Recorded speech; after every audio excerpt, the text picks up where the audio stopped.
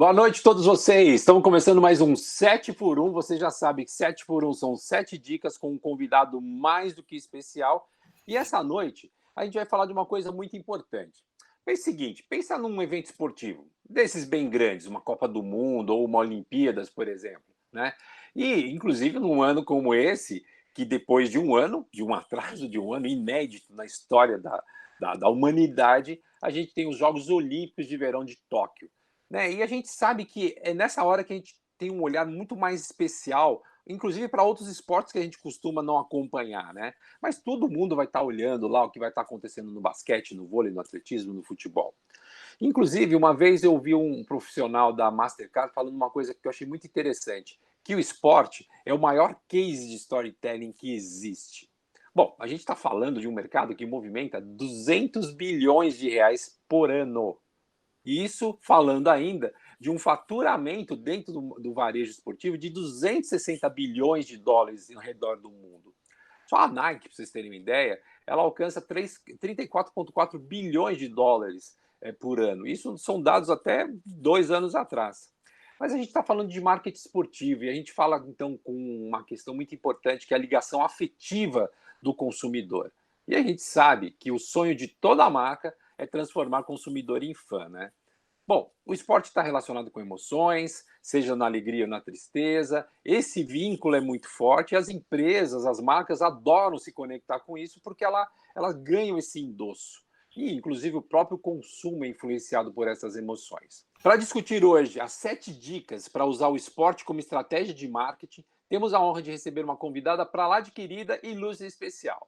Ela é professora, palestrante e ainda é idealizadora da Dica Eventos, uma consultoria na área de eventos, treinamentos e principalmente no uso dos esportes como uma ferramenta poderosa para conectar marcas ao seu público e também ao seu propósito. Em 2020, ela foi premiada como personalidade do ano em eventos pelo Fórum Eventos. É a primeira professora brasileira a ter a certificação 100, Certified Exhibition Manager Brasil. E, entre outras coisas, inclusive ter sido voluntária nas Olimpíadas, ela foi responsável pelo projeto Brasil Sports Management, que recebeu estudantes de fora do país para aprender sobre como trabalhar e gerenciar esportes e marketing. E é justamente sobre isso que nós vamos falar hoje, com as 7 dicas para usar o esporte como estratégia de marketing, com ela, a querida Líbia Macedo. Tudo bem, Líbia? Tudo jóia, Dil. Estamos aqui, boa noite. Muitíssimo obrigado por você estar aqui. Você que já tem um currículo gigante, imagino que um dia muito cheio também. Obrigado pela sua agenda livre para conversar com a gente, tá bom? Valeu, estamos aqui para papear. Obrigado. E antes da gente começar a falar sobre essas 7 dicas, deixa eu te fazer uma pergunta, né? A gente, quando fala de esporte, sempre fala muito de patrocínio. Tem mais coisa do que patrocínio para fazer com o esporte, né, Líbia? Nossa, tem bem mais. Lógico que patrocínio é uma ferramenta, digamos, a mais nobre para a gente poder trabalhar na área de esportes, principalmente por causa de todos os ativos que ela traz, né, de volta para as marcas ou mesmo para os outros stakeholders envolvidos. Mas ela, se a gente entender, né, que esporte é um conteúdo riquíssimo que dá para se trabalhar, mesmo quem não gosta de esporte, não dá para ele ficar, né, distante do que está acontecendo, né? Chega segunda-feira, você pode não ser um super torcedor, alguma coisa, mas ele né, gasta ali, digamos, um tempo nas notícias e tudo mais, no papo das pessoas, então ele está presente no cotidiano das pessoas, dos mais aficionados aos menos aficionados. A gente tem também as pessoas, né, que vivem esse ambiente esportivo, tipo os ídolos, os próprios times são de determinadas cidades, e a gente também pode utilizar, né, os esportes como tema de promoção, questões de licenciamento, né? Então, não necessariamente é todo focado ou em patrocínio ou até mesmo em eventos, que é uma coisa que eu trabalho. Existe uma gama de coisas aí que o esporte pode ser utilizado pela área de comunicação. Olha só que legal, pessoal. A gente está olhando o esporte como de uma forma muito mais ampla, né? É óbvio que a gente está usando muito essa história da Olimpíada esse ano e de tudo que está acontecendo no esporte, a Fórmula 1, futebol e tudo mais, mas é legal a gente ter esse olhar. E aí eu queria até te fazer uma perguntinha também, mais uma segunda, antes da gente começar as nossas dicas, Líbia. Quando a gente fala de esporte, a gente sempre fala muito daqueles esportes que são mais midiáticos, né? o futebol, o automobilismo, o futebol americano, basquete, enfim. Dá para trabalhar além deles, né? Não precisa ficar só nesses esportes mais conhecidos, né?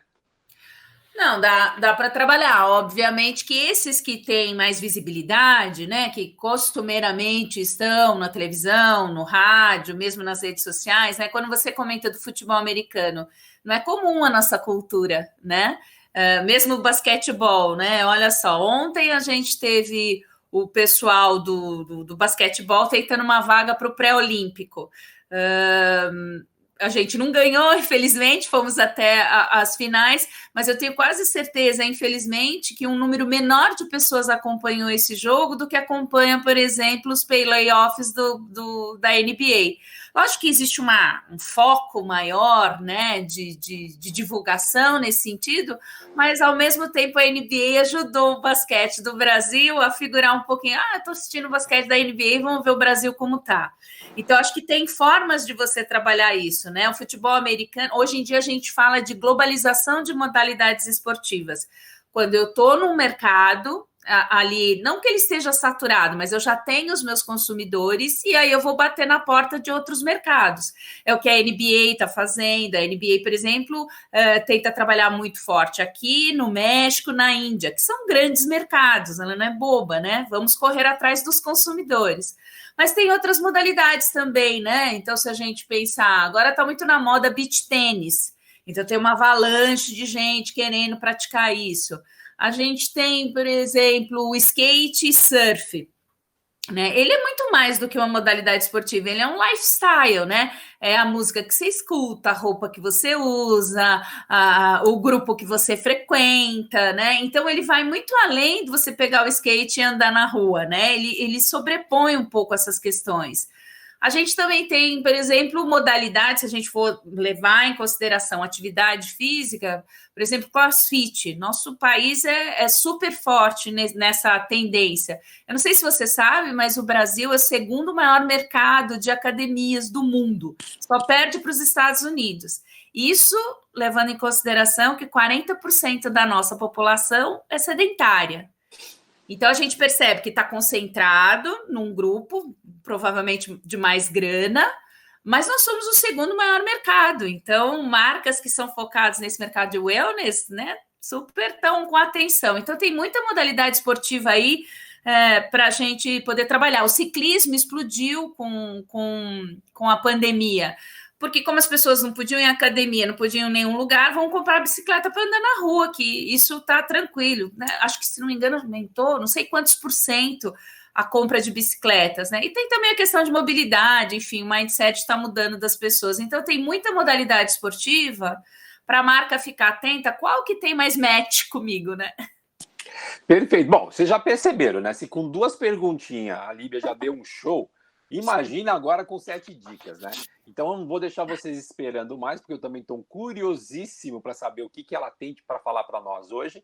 E a gente começa então as nossas 7 dicas para usar o esporte como estratégia de marketing com a dica número 1.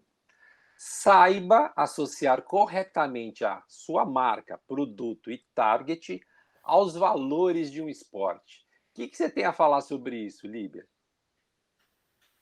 Acho que esse é um elemento importante, né? Assim, sem teorizar muito, mas quando a gente monta estrutura, não só de patrocínios, mas de envolvimento, né, com a área esportiva, trabalhar um pouco a estrutura de brand equity. E aí você também trabalha essa estrutura também das modalidades esportivas, né? É lógico que quando a gente fala de esporte, a gente tem alguns elementos que são, digamos assim, genéricos. Mas modalidades esportivas entregam valores um pouco diferentes, né? Então, quando eu estou falando de montanhismo, eu estou falando de um esporte que é envolvido na natureza, ao ar livre, com um certo risco, com uma certa coragem que as pessoas precisam fazer. Então, tem determinadas marcas que têm link com esses assets, né? Já quando eu estou falando de futebol, que tudo bem, é uma paixão nacional, mas ele tem outras características, é uma modalidade esportiva coletiva, já enraizado na cultura brasileira, não só na brasileira, mas mais fortemente na brasileira, né? Então tem algumas coisas. E aí, eu acho que, assim, nada melhor, né, quando a gente quer falar de alguma coisa do que trazer exemplos, né? Então, Eu estava aqui lembrando que recentemente a Neutrox, de condicionador de cabelo, ela criou uma ação como se fosse um campeonato de surf focado no feminino e aulas de beach tênis, de yoga na praia para as meninas. Se você pensar quando você vai na praia, você vê poucas meninas fazendo ou jogando um pouco de bola, ou jogando frescobol, né? Você vê mais homens ou mais meninos. Então, além de ela trabalhar a questão do cabelo, né, do condicionador, que é importante para quem vai na praia, ela também quis se ligar tanto na performance quanto no esporte, digamos, lazer. Então, eu acho que esse tipo de coisa também é interessante, né? Às vezes eu estou envolvida numa coisa mais de performance, de campeonato, e às vezes eu estou envolvida com uma coisa mais de lazer. Às vezes eu estou envolvida com uma coisa mais emocional, como você disse, né? Eu não sei se você sabe, acho que ganhou Cannes, uma coisa assim. A Corona Cerveja fez uma ação no México, onde ela pegou 70 anos do super clássico de futebol, editou num tempo de um jogo, com os melhores momentos, mas parecia um jogo contínuo. Assim, parabéns para esse editor, vale a pena ver. E então você imagina, na época da pandemia, que não tinha jogo, não tinha campeonato, era a chance das pessoas estarem em casa e ver uma produção como essa, mostrar para o filho, essa questão nostálgica que tem se discutido. Então, acho que assim, dá para trabalhar os valores de diferentes linhas para a gente poder trabalhar. E eu acho isso legal, né? Nossa, muito legal. Aliás, eu queria até te fazer uma pergunta dentro dessa dica. Eu já trabalhei em alguns projetos que a gente percebe que às vezes o esporte está muito conectado com a paixão de alguém dentro da empresa, de um diretor, de um líder, essas coisas. Isso também é um risco, não é? É um super risco porque né, as questões humanas e pessoais, né, virarem objetivos de empresa é complicado, né? Já me chegou isso. Eu trabalhando em agência, então, por exemplo, pra você ter uma ideia, numa viagem de incentivo de uma empresa, o CEO era esquiador. Só que o processo do programa de incentivo não era para um nível né, de trabalhadores, digamos assim, que tivessem esse processo. Então, ele queria que o prêmio fosse em Aspen, que é legal, é aspiracional, mas não tinha pegada, né? Então, a gente teve que criar todo um processo. Então, isso acontece, mas isso também, às vezes, é muito positivo, né? Por exemplo, para você vender um patrocínio, mas também se não engata, né? Fica complicado, não combina, né? Não serve. Mas tem muito setor de marketing que tem. Se o cara gosta de jazz, e aí ele compra a cota do festival de jazz, mas a empresa dele era para o pagode, entendeu? É a mesma coisa para o esporte. Compra do golfe, mas o legal para ele era o campeonato de várzea. É complicado. Muito legal o que você está falando, porque, obviamente, quando a gente está tratando com um cliente, é bom a gente agradá-lo, mas a gente tem que tentar, às vezes, ter um esforço aí para dar esse match. Né? Aí vale a explicação, né? Legal. Vamos chegar, então, à nossa segunda dica de hoje. A segunda dica é o seguinte: mexa com a emoção dos consumidores, capriche no storytelling. E aí, Líbia, realmente tem muita história para contar aqui? Eu acho engraçado, né? Assim, eu costumo dizer em aula que o esporte é um ótimo storytelling, mas que a gente nunca sabe o final dele, né? Em outras questões, sabe quando a gente assiste o filme e fala, eu acho que vai acontecer isso? Não, aquele simples 1 mais 1 dá 2, né? Mas o storytelling tende a ir para um lugar. E eu acho que o elemento da imprevisibilidade do esporte, eu acho que é o que chama mais atenção. Não deixa de ser um risco, né? Mas é o que chama mais a atenção da gente. Então, eu acho que marcas têm trabalhado isso de diversas formas, né? Então, eu lembro de uma marca de carro, né? Agora, pensando até nas questões mais virtuais, criou uma websérie onde ela pegou um jogador de cada time, deu o carro da marca dela para eles irem para o campo assistir o jogo. Então, a história, cada capítulo era como cada um ia até o jogo, como assistir o jogo, como voltava para casa. Então, ia rindo, voltava chorando, e, né? Então, enfim, tinha uma série de questões, e cada um de um time, né, do estado brasileiro. Então, cada um sente de uma forma diferente. né? Nós moramos numa cidade onde tem vários times, né? Tem cidades que têm os dois grandes rivais. Então, a cidade praticamente é 50% de um time e 50% do outro. Né? Então, acho que esses são alguns elementos importantes de se trabalhar. Né? Eu lembro da Adidas, acho que foi na Olimpíada de 2011, em Londres, ela fez uns espaços no shopping center para as pessoas gravarem mensagens para os atletas assistirem na Vila Olímpica. Então elas gravavam, gritavam, davam força, e aí de repente aparecia o Beckham, aparecia um atleta que era olímpico, as pessoas começavam a chorar, elas não falavam, né? Porque elas queriam gravar aquilo, imagina, né? Do fundo do coração, achando, um dia eles vão ouvir lá na Vila Olímpica. E aí eles ouviam, né, ao vivo. Então, acho que é como a gente constrói e aproxima as pessoas, que às vezes está tão distante, mas assim, é quase como você namorar por carta, né? Eu sou apaixonada pelo ídolo, sou apaixonada pela modalidade esportiva, mas não vou tanto ao campo, não conheço a pessoa, não tenho a camisa assinada. Então, quando as marcas conseguem aproximar mais ainda, aí as pessoas se derretem.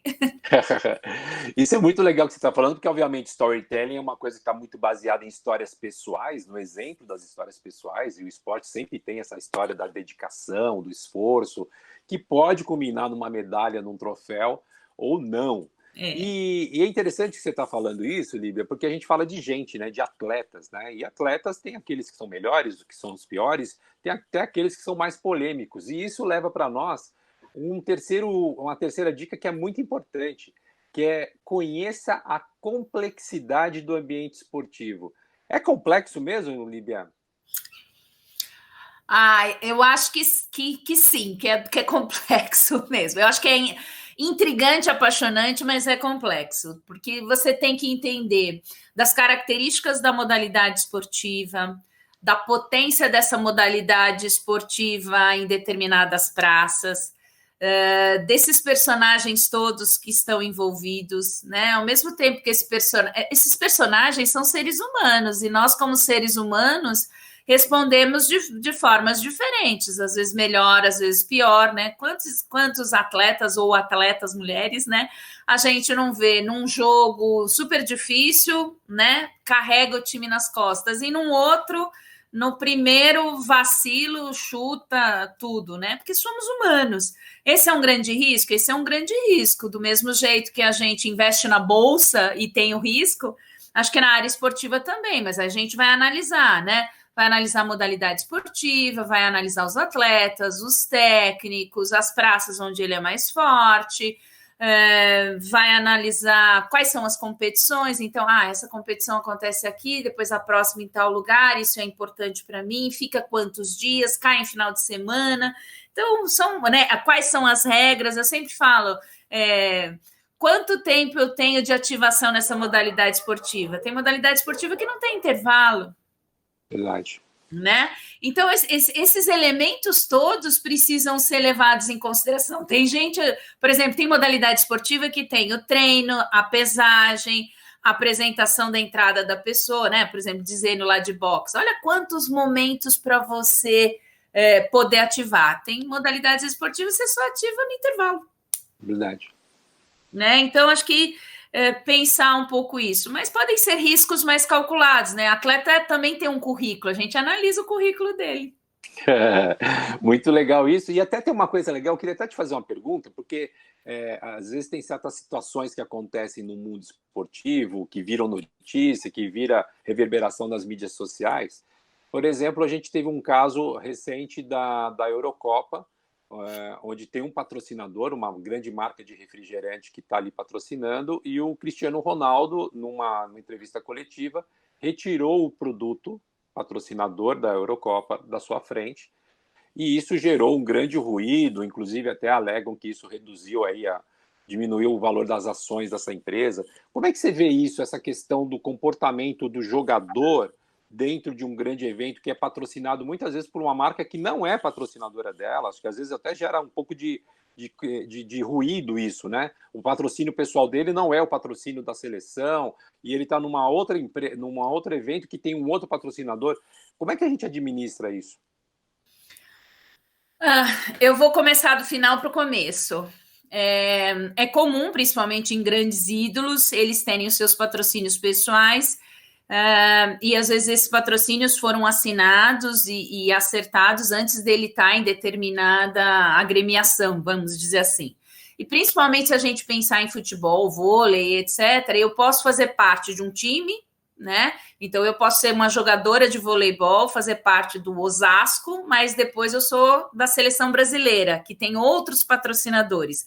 Então isso pode mudar, né? Então fica difícil a gente analisar, não vou patrocinar ela porque ela está num time que tem esse patrocínio. Aí ela vai para a seleção, cai por terra isso. Então essa é uma primeira análise.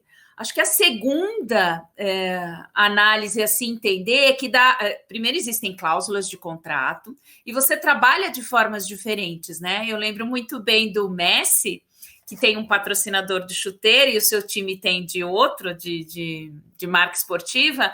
Quando ele tira foto sozinho, ele coloca a chuteira aqui, assim, na camisa, e é bem onde é o logo da camisa, né? Ele não está fazendo nada de errado, ele está fazendo certo. Ele tem uma grande assessoria da marca da chuteira, que é só o patrocinador dele. E isso não deixa, não se caracteriza, por exemplo, um marketing de guerrilha, nem nada disso.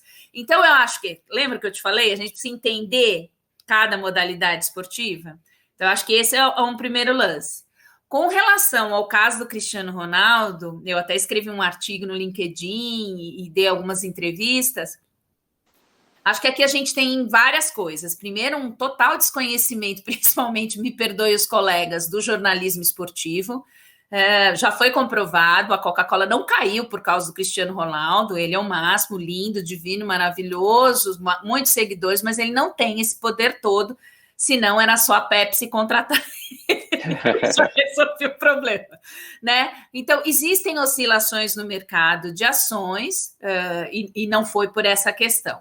O que eu acho que chama atenção é que o atleta já foi patrocinado por essa marca de refrigerante. Ele faz parte de um time na Itália que tem patrocínio dessa marca de refrigerante. Então, é lógico, quando você chega até um patamar, e ele já tinha demonstrado isso com relação aos filhos dele, toda uma preocupação com saúde, etc. Mas também não esqueça, quase ninguém comentou isso. Ele é patrocinado pela Herbalife. Né? Então, assim, a gente precisa tomar um pouco de cuidado para não ser ingênuo e acreditar na história do Chapeuzinho Vermelho. Não acho que foi tanto ato pensado, mas também não foi um ato tão leviano assim. Aconteceu, foi ruído. Eu acho que a marca de refrigerante se portou da melhor maneira. Não entrou no embate, deixou a coisa acontecer. E a gente teve casos, inclusive, não sei se você viu, alguns técnicos pegavam Coca-Cola e tomavam. Assim, eu gosto. Né? Então, isso virou brincadeira. Então, eu acho que quem melhor se deu aí na história foi a própria marca de refrigerante, que não entrou no embate, porque sabe que o cara tem sei lá quantos seguidores, sabe lá quantas pessoas do wellness, sabe? Muito açúcar, não é bom para criança, né? Eu tive um monte de amiga com filho que falou, que é um absurdo colocar refrigerante. Enfim, nem tanto ao mar, nem tanto à terra, mas assim como qualquer gestão de crise, é preciso saber lidar. Mas ele tem contratos a assinar, com certeza a Federação Portuguesa recebeu lá uma notificação e lidou com isso, né, quietinha, sem dar muito alarde, com certeza. Perfeito. Muito bom. A gente está aqui nas 7 dicas para usar o esporte como estratégia de marketing, nessa masterclass, praticamente, da nossa querida Líbia Macedo. Nós já falamos da dica número 1. Saiba associar corretamente a marca, produto e target aos valores de um esporte. Dica número 2, mexa com a emoção dos consumidores, capriche no storytelling. Dica número 3, conheça a complexidade do ambiente esportivo, a gente acabou de falar sobre ele. E chegamos então à dica número 4. Estude os maiores atletas e eventos esportivos do mundo. É muito importante a gente ter uma noção do que está acontecendo no mundo, né? E do que já aconteceu, né, Líbia?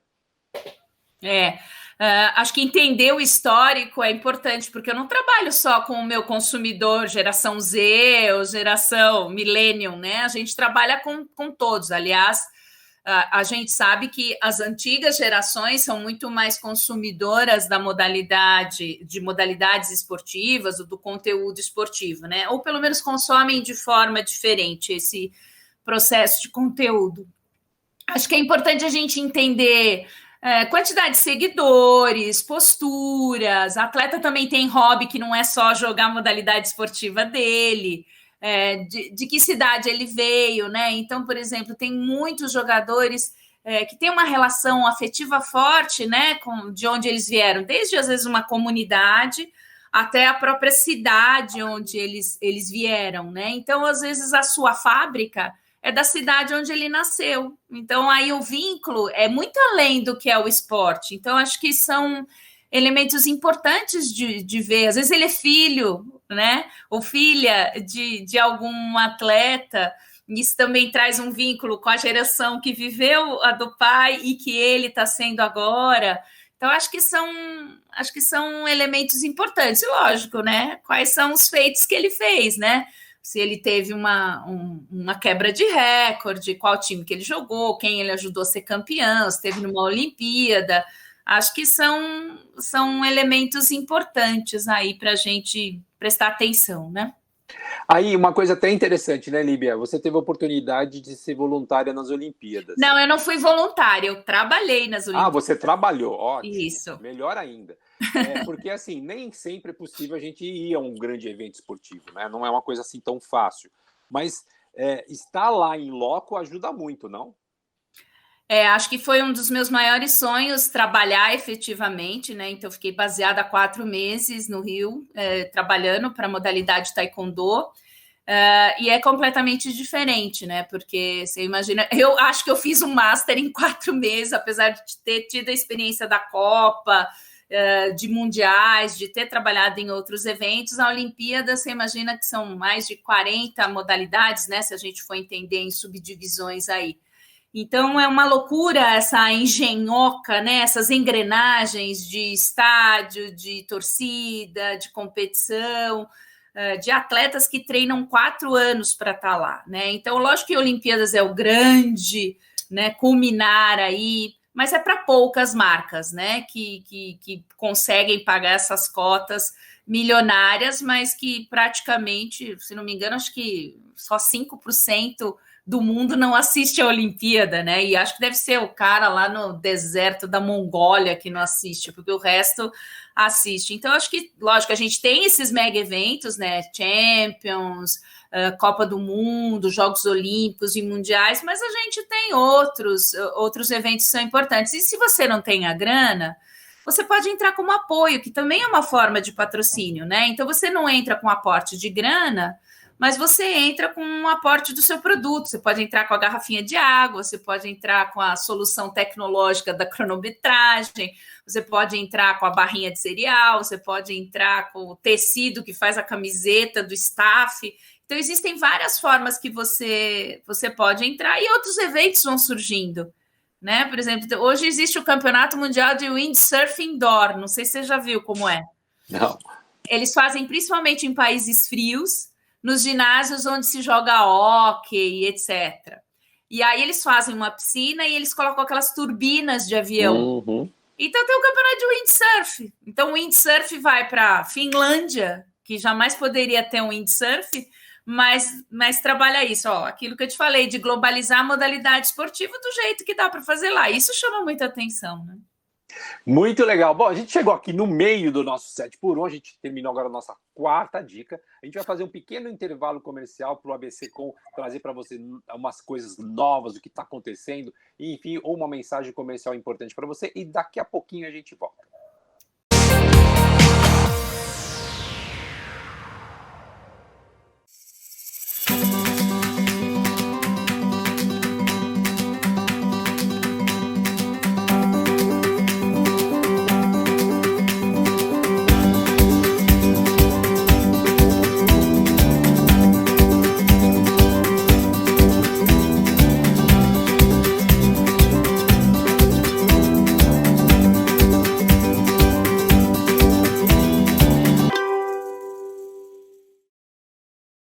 Pessoal, você que está assistindo o 7x1 e está gostando desse modelo de a gente poder dividir com vocês conhecimento, trazer profissionais legais, não percam todas as quartas-feiras no Instagram e no YouTube, propaganda boa para todo mundo. É um programa de 1 hora feito por mim, Dil Mota, e o Júlio Anderi, que é um publicitário premiadíssimo no mundo todo. Que a gente traz o que para vocês? A gente traz informações sobre o mercado? Não, a gente fala de pessoas. A gente fala de como você ser um melhor profissional a partir de uma ótica muito simples, como ser uma melhor pessoa. É isso mesmo. É muito legal, a gente criou aí praticamente um coworking do bem, onde as pessoas se ajudam, trabalham, divulgam suas questões, e a gente faz com que tudo isso seja uma comunidade proativa, para fazer com que cada vez mais a gente possa fazer algo de bom para nós, para o mundo e para todo o nosso ecossistema. Então, todas as quartas-feiras, 21 horas, no Instagram, Dilmota e Julianderi, e também no nosso canal no YouTube, Propaganda Boa para Todo Mundo. Eu vejo vocês lá. Tchau!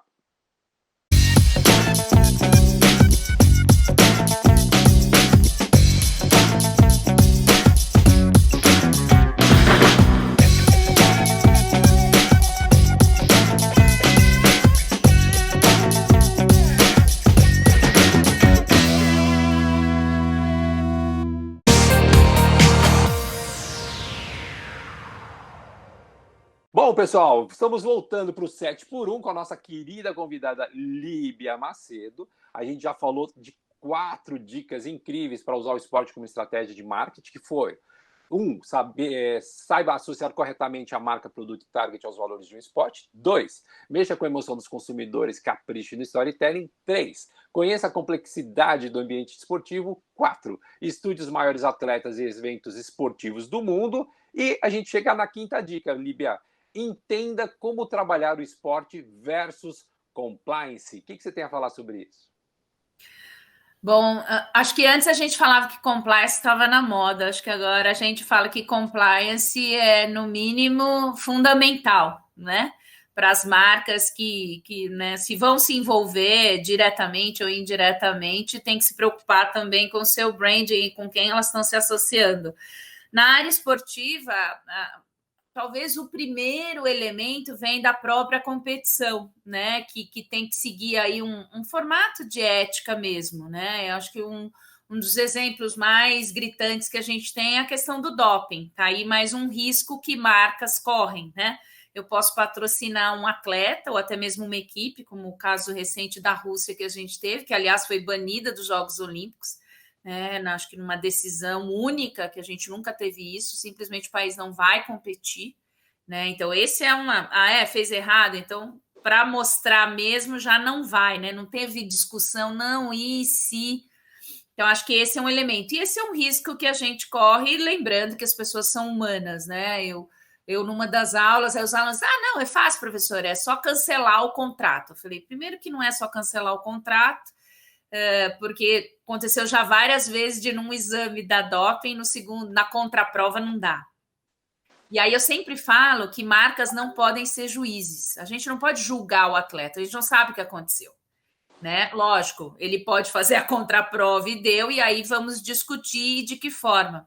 Aqui no Brasil isso não é comum, mas nos Estados Unidos, por exemplo, as marcas às vezes continuam a patrocinar o atleta e utilizam isso para mostrar as pessoas erram, e as pessoas precisam de apoio quando elas erram, se elas demonstram que querem melhorar. E eu nunca vi isso acontecer aqui no Brasil, né? Por quê? Porque a marca está preocupada somente com a visibilidade, com aquele ser, né? A pessoa, né? Que vem antes do atleta, né? Não se preocupa. Então, acho que esse é um elemento importante, mas aqui é um ambiente que isso pode acontecer bastante. Acho que tem a ética das entidades, né? A gente vê tilintando aí problemas com as confederações, com clubes, dos mais diversos, desde corrupção até assédio, seja ele moral ou seja ele sexual, né? E eu acho que são questões, nenhuma marca quer estar associado a essas questões. Então, é ficar antenado com o histórico dessa entidade, quem são as lideranças que gerenciam isso. Hoje em dia existe até um formato de um programa que chama-se Pacto pelo Esporte, onde as empresas que mais investem em patrocínio se uniram para traçar como se fosse um manual, digamos assim, de marcas que eles dão aporte de dinheiro desde que elas não tiveram tais e tais questões acontecendo nos últimos tempos. Eu acho que isso faz uma filtrada, e eu acho que é importante, e é importante também para as entidades, para os times acompanharem isso, né? Trabalhar com governança, acho que é importante para qualquer segmento de trabalho, né? E que se somos uma indústria de esporte, isso também não é diferente para nós, né? Sensacional, acho que você resumiu de uma maneira mais completa possível esse item. E a gente chega então à sexta dica. Saiba expandir o uso do esporte com o live marketing. Bom, a gente está falando com uma especialista do assunto. E aí, Líbia, o que a gente pode falar a respeito? Bom, acho que por tudo que a gente já comentou aqui, né, eu sou suspeita para falar, mas eu acho que o elemento esporte como massa, né, como conteúdo para a gente poder trabalhar, ele é muito incrível. Mas acho que a gente pode expandir isso, né? Tudo bem que agora a gente não está podendo ir aos campos e às quadras e às piscinas e etc. Mas esse conceito de hospitality, né? De receber bem as pessoas nas arenas onde as competições acontecem, eu acho que é fundamental, porque aí você faz as pessoas se envolverem, né? Então, quando você faz a construção de uma arena, vou dar um exemplo, que tem camarotes de vidro próximo da entrada dos jogadores, então você literalmente vê o jogador entrando em campo, é você pensar nisso, o cara vai pagar $1 milhão, eu pago, né? Então, acho que essas são questões que dá para a gente trabalhar. E aí a gente consegue trabalhar esse live marketing como premiação de uma promoção, como um aspecto de um programa de incentivo, como um produto novo a ser vendido, seja para sócio-torcedor ou não sócio-torcedor, né? Então, acho que a gente tem como trabalhar isso, né? E, por exemplo, na pandemia a gente viu isso, né? A gente não podia estar lá, mas foi vendido plateia virtual. Então, lógico que não é o cara que não é tão envolvido com a modalidade esportiva que vai comprar isso, mas o aficionado, o envolvido com o time, vai querer estar lá na televisãozinha, né? Ou vai participar de uma promoção para ganhar isso de alguma maneira. Ou faz ao contrário, né? Então, teve uma marca da área de pet que comprou áreas nessa torcida para colocar cachorrinhos para adoção. Né? Então, é utilizar o ambiente esportivo para encaixar a sua situação. Para isso, precisa entender de todo esse cosmos, digamos assim. Mas acho que dá para fazer muita coisa. Sensacional, é um universo gigante. Se você gosta do universo do live marketing, quer saber um pouquinho mais do universo do live marketing, deixa eu dar uma dica para vocês. A própria editora ABC, ela publica um livro chamado Do Marketing Promocional Live Marketing, de um querido amigo, saudoso amigo, Tony Coelho, que todos nós conhecemos, né, Líbia? E que fala tudo do live marketing, explica tudo como é que ele é feito, como é que ele é constituído, e vale super a dica, que é uma leitura muito legal, né, Líbia? Com certeza, principalmente auxilia, né, de como a gente vai fazendo as vias aí. Acho que pode ser uma grande sacada. Muito bem, e um beijo grande a você, Tony Coelho, esteja você onde você estiver. Bom, a gente chega então na sétima dica. Use o esporte como uma ferramenta de inserção social e de construção de propósito para as marcas. O esporte tem esse poder mesmo, Líbia? Eu acho que ele tem super esse poder e cada vez mais está sendo utilizado para isso, porque como ele é um palco que está constante aparecendo aí na vida das pessoas, eu acho que ele se insere de uma maneira muito subliminar, mas ao mesmo tempo consegue resultados mais apoteóticos, digamos assim. Eu estava tentando lembrar de alguns cases para talvez exemplificar isso. Eu gosto muito de um trabalho que o Vitória faz, né? Eu tive a oportunidade de conhecer o cara do marketing, o Lenin, que é um querido, e eles criaram um grupo lá e eles trabalham com ações sociais de todas as vertentes. Então, para você ter uma ideia, eles tiraram vermelho da camisa e eles falaram que eles só iam voltar ao vermelho da camisa quando a Bahia alcançasse um número de doações de sangue na cidade. Então, foi um jogo, estava sem vermelho. Foi no jogo do domingo. Chegou na quarta, tinha só uma faixa vermelha. Depois, chegou no sábado, tinha mais uma faixa. Quer dizer, imagina você engajar uma cidade toda, foi o maior índice de doação de sangue já visto no estado. Olha o poder disso, né? Então, quando os times agora no Orgulho Gay colocam bandeiras, né, nas laterais, quando um capitão, quando você imaginou no futebol extremamente, né, nessa linha másculo antiga, né, quase cafona, eu diria, mas tem, né, esse peso, um capitão colocar o número 24, né, trocar o seu número, colocar o 24, colocar a faixa de capitão com as cores do arco-íris e no final do jogo dar uma entrevista falando sobre a questão LGBTQ. Quando que a gente imaginava isso? Tem noção do poder que é isso? O quanto esse jogador também está envolvido na causa? Porque ele sabe que ele vai ser atacado depois pelos, digamos, mais reacionários, mas ele se envolve na causa, não é uma coisa top-down que vem. Então, acho que tem alguns exemplos. Então, o próprio Bahia fez 2 jogos, se não me engano, sendo narrados por Libras. Quer dizer, surdo também não gosta de acompanhar o jogo, ele também quer sentir a emoção de uma narração, mas dentro da linguagem dele, né? Então, eu acho que existem N possibilidades. A Taça das Favelas, né? Que é a possibilidade de meninos e meninas poderem alcançar aí, né, o olhar das peneiras, mas assim, qual é o time que vai? O time que vai é Paraisópolis, é Jardim Irene, né? Então tem uma questão de pertencimento também. Então eu acho que o esporte consegue fazer isso. Dá para a gente construir muitos produtos interessantes e que marcas estão envolvidas, né? A Taça das Favelas tem lá o apoio da Magalu, tem apoio lá da Açaí, Atacado, ela também precisa conversar com esses mercados e nada melhor do que isso. E, aliás, eles têm dificuldade, né? Olha só que legal isso, né, gente? Como o esporte é poderoso, né? A gente tem muitos casos no Brasil, né, Líbia? Tem muitos times de futebol, times de voleibol. Eu particularmente trabalhei com o Rexona, da Unilever, que tinha um projeto social incrível de fomentar, isso em Curitiba, de fomentar o esporte para as crianças. Enfim, isso é muito legal. Bom, a gente chegou então na 7ª dica para usar o esporte como estratégia de marketing. Eu vou falar todas elas e você já sabe, logo depois do programa aparece um template com todas elas para você não precisar anotar nada, você já faz um print da tela e fica tudo certo. Então, depois a gente faz uma prova. Exatamente, vamos fazer uma prova. Estamos com uma professora, né? Você já viu o que vai dar, né? Ela vai querer checar se vocês registraram todas as informações. Então, as 7 dicas para usar o esporte como estratégia de marketing da nossa querida Líbia Macedo são: saiba associar corretamente a marca, produto e target aos valores de um esporte. 2, mexa com a emoção dos consumidores, capriche no storytelling. 3, conheça a complexidade do ambiente esportivo. 4, estude os maiores atletas e eventos esportivos do mundo. 5, entenda como trabalhar o esporte versus compliance. 6, sabe expandir o uso do esporte com live marketing. 7, use o esporte como uma ferramenta de inserção social e de construção de propósito para as marcas.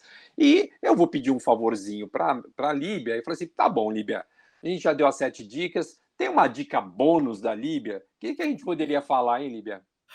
Bom, nós fizemos aqui no programa o semestre de aula que eu tô... Então vamos para a última aula, vai. Bom, tendências são coisas que vão tilintando aí, né? Mas também elas não surgem do nada, né? Porque se elas surgem do nada é meio que modismo, né? Então, tendência acho que são coisas que estão sendo aí efervescentes. Acho que não tem como a gente fugir do conceito de streaming, que veio mudar a forma da gente consumir esporte, né? Que antes era...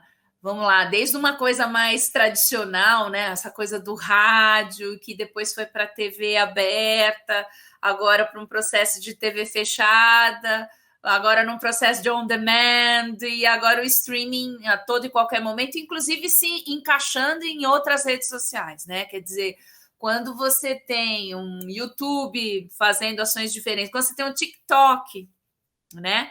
Patrocinando competições esportivas e trabalhando, por exemplo, a garota propaganda, né, da Magalu, a Lu, fazendo comentários de futebol no TikTok. Então, o que a gente vê? A gente vê, né, uma marca se apropriando do esporte numa rede que fala com novos consumidores, digamos assim. Uhum. Né? Então, olha só a construção que ela vai trabalhando, porque não adianta trabalhar com a mãe hoje, daqui a pouco ela não está mais comprando, né? Verdade. Então, tem, acho que, muito essa potência do streaming de alguma maneira, e de você assistir do jeito que você quer, né? Então, eu estou assistindo aqui o voleibol, eu sou apaixonada pela Dandara, e eu toco o dedo e falo quantos anos tem, que time joga, qual que é o percentual dela de acerto. Então, isso né, a gente não conseguia isso, eu dependia do narrador me contar, né? Hoje em dia a gente não tem mais isso. Eu acho que muito forte a questão das causas sociais envolvidas com o esporte, quase como se ele tivesse uma obrigação, né, de conversar melhor com os PCDs, de tratar questões ambientais, de trazer questões do PET, do LGBTQ, a questão do trans, né? Já se discute hoje de se criar ligas trans ou de como vai receber. Então, por exemplo, o voleibol tem uma regra que você pode. Seleções, né? Podem receber pelo menos um atleta trans, né? Outras modalidades esportivas não estão nem discutindo isso ainda. Né? E isso não é só uma questão social, também tem uma questão fisiológica. Eu também não posso deixar um atleta que até ontem era homem e que hoje virou mulher disputar um campeonato feminino e ter vantagem nisso, né? Então, por mais que seja delicado, tem questões racionais que eu preciso avaliar, né? Então, acho que isso vai estar sempre de encontro. Acho que os programas de wellness, cada vez mais as pessoas preocupadas com o bem-estar, ou deveriam estar preocupadas com o bem-estar, né? Até como políticas públicas da área de saúde, novas modalidades que vão surgindo e está antenado o que está pegando aí das pessoas, o que elas estão praticando, o que não estão.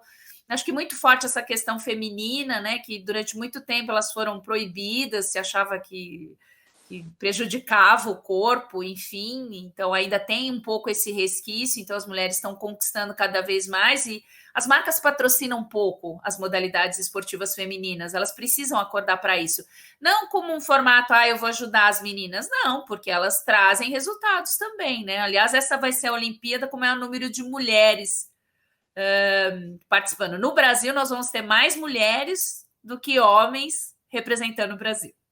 Sensacional isso. Então, essa 8ª dica da Líbia é muito importante. Acompanhe as tendências, gente. Fica ligado no que está vindo de novo. Entenda como é que isso funciona.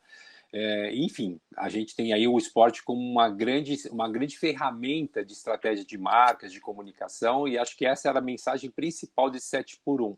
Líbia, além de agradecer você muitíssimo por você estar com a gente, dividir com a gente assim, seu vasto conhecimento, a sua didática, deu para ver como ela é professora, né, gente? Olha o didatismo dessa mulher. Não tem como você ter dúvida de nada. Daria para fazer uma prova agora, mas eu não vou fazer. Então, eu queria só deixar esse finalzinho para você deixar sua mensagem, seu comentário, falar, enfim, o que você está fazendo, o que você gostaria de deixar para o nosso público que está nos assistindo. Bom, primeiro agradecer você, Gil, pelo bate-papo aí nessa noite de sexta, antes do povo sextar, né? Contar um pouquinho, fazer meu merchan, por favor, me sigam, @dicaevento no singular, onde lá eu dou uma série de dicas, vagas de emprego, focada nesse setor de live marketing, tanto na área esportiva como em outras áreas, eu tenho discutido bastante coisas lá.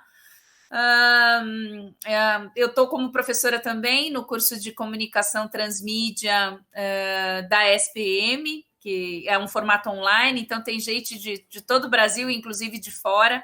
Então é muito legal essa possibilidade de profissionais, né, que já estão trabalhando, mas que queiram, acho que é tendência esse formato de curso online. Eu prefiro touch, né? A aula, poder tocar no ombro do aluno, conversar, ter essa troca, mas a gente tem que entender que isso é uma grande possibilidade. A gente alcança coisas que até a gente duvida, né? Eu já tive aluno em Dubai, é uma loucura.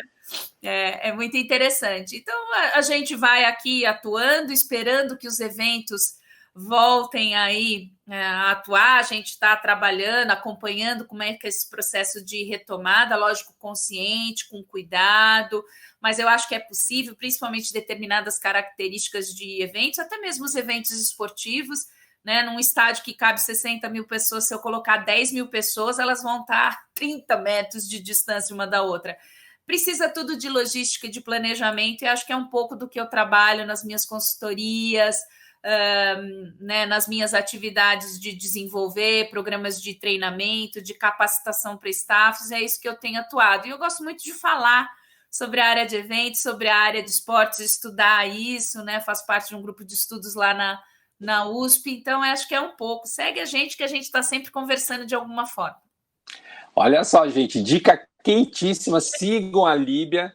porque vocês não estão não só seguindo uma pessoa incrível, que sempre traz alguma coisa legal para a gente saber, mas também uma profissional especialíssima, né, que tem uma grande experiência dentro do mercado, e a gente sabe que a gente fala de marcas e as marcas precisam de experiência, né? E esporte é uma maneira de gerar experiência, gera endosso, gera relação, transforma consumidores em fãs. Líbia, brigadíssimo por você estar aqui com a gente hoje. Pessoal, vocês estão já chegando na sexta-feira, sextando, como a Líbia falou. O pessoal que vai assistir também na semana seguinte, a partir da segunda-feira. Continuem seguindo a gente, assistam nossos conteúdos. Profissionais são incríveis como a Líbia, sempre estarão aqui conversando sobre assuntos atuais, porque, na realidade, esse é o propósito do 7 por 1. São 7 dicas de um assunto importante e sempre um convidado especialíssimo, como a Líbia foi na noite de hoje. Muito obrigado, Líbia. Obrigado a todos vocês que nos assistiram. Tchau. Tchau, tchau.